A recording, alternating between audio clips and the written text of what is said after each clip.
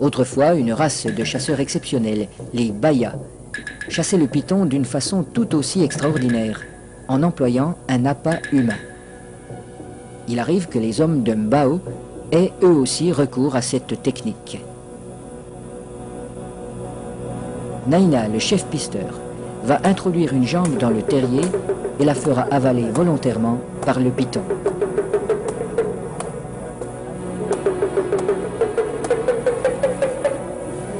Il est indispensable de posséder le remède qui a été fourni par le sorcier. Cette mystérieuse préparation, à base d'herbes et de racines écrasées, n'a pas qu'un effet psychologique. Elle a le pouvoir d'attirer le serpent tout en protégeant la jambe du pisteur. Le remède agit encore comme un lubrifiant. En imprégnant un tissu qui entoure la jambe, il facilite sa pénétration dans la gueule du reptile.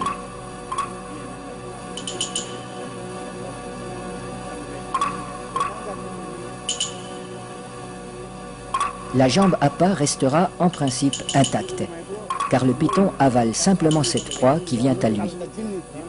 À peine sera-t-elle attaquée superficiellement par les sucs digestifs.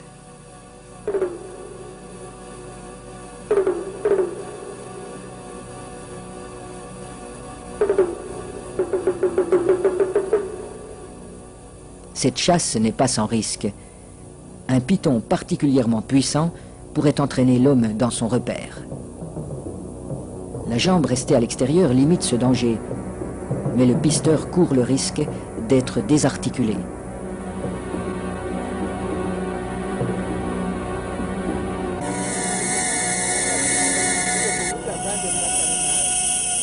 Pour rendre l'attente moins pénible, mais aussi faciliter le glissement des corps de l'homme et de l'animal, on place des feuilles fraîches sous le pisteur.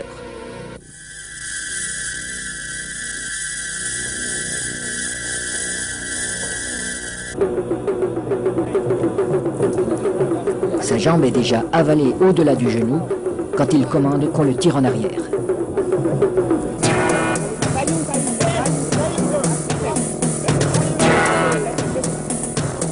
Refusant de laisser échapper sa proie, le python apparaît. Les aides tirent de façon irrégulière. Il secoue le python pour l'empêcher de trouver un point d'appui. Le pisteur relève son pied à angle droit pour ferrer le serpent, à la manière d'un hameçon. L'animal se sent piégé, mais il ne peut plus lâcher la jambe. Le python est maintenu allongé. Il faut éviter qu'il ne s'enroule. Cette position lui enlève une grande part de sa force. Pour dégager sa jambe, Naina déchire la gueule du python au couteau.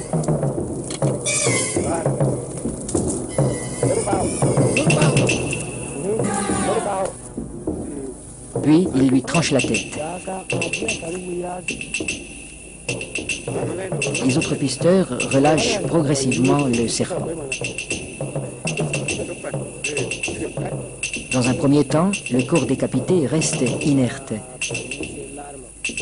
Puis apparaissent des ondulations nerveuses de plus en plus puissantes.